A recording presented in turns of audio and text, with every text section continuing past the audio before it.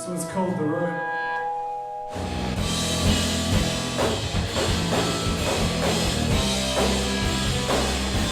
When we started, we were pretty young. It was music that drew us together. Gravitated towards the Zeppelin, I think. Yeah, we both had an affinity for like Led Zeppelin and Deep Purple and Chili Peppers and stuff like that. And it sort of clicked. You're like, oh, you like Zeppelin? I like Zeppelin. That's James from Zeppelin. We didn't really have much of an idea of what we were doing. We were kind of just going with it. Now we're just doing the same thing, we're just older. It's very much about commitment, and it's to travel in the same direction as the band is going. It's difficult to juggle music and juggle the job, girlfriends, friends, sport, whatever it is. So it needs to really be your main priority. It changes a lot. You can go from playing in your bedroom, playing to a CD, and then you get thrown into playing with a band. That's different all again. You learn to have to gel with other players. That's the biggest thing, is being able to gel with the rest of your band, having that chemistry. The longer you play with someone, the better that chemistry gets. You can read each other very well, and that reflects in your songwriting, playing live. You have to be able to get along with your mate. It's all good to be able to play, but if you can't tolerate each other, it's not really that fun.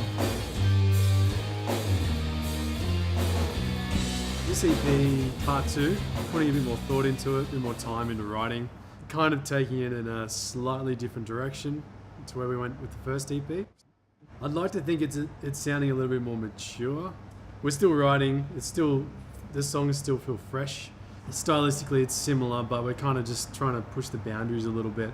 I guess with songwriting, I take the reins. I like to write songs and I like to play them to him, and then he likes to chop it and change them. It's good, we bounce off each other in regards to ideas with structure and nitty gritty stuff that kind of, I don't know, it can be frustrating, but it's easy just for him to come in and pick things apart, things that tear it apart, things that I may have overlooked, as well.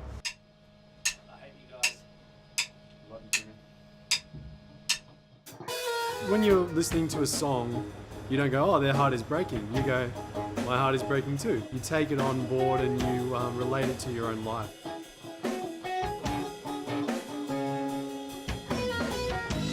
We had a pretty rough start to the year, money and cars and houses and a lot of shit, so that's starting to creep in a little bit, but it's still creeping in within the context of a story, and it's still all relatable. We went through a stage where neither of us were really sure if we wanted to really do this. He'll have a bad day and I'm like, come on, let's go to the studio. And you just push through it, get over it, pull yourself up, and you just get out of it, and you might discover a new band, or you go see a band play live. You just see the joy that people get from listening to music, and the joy you feel when you listen to your favourite artist. And it always helps. Music helps with everything. You're happy or you're sad, whatever it is, music will just help you.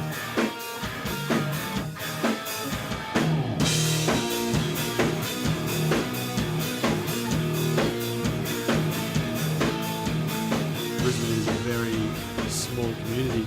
It's all about making the connections, so it's really important to just sort of jump in sort of wholeheartedly, meeting people and exploring new boundaries and opening yourself up to everyone in the industry. At the moment, we're working hard just to sort of establish ourselves here in Brisbane. We have the freedom, and the time is now for us to get a good strong following. Ideally we'd like to get a bit of airplay would be nice, but we just want to tour.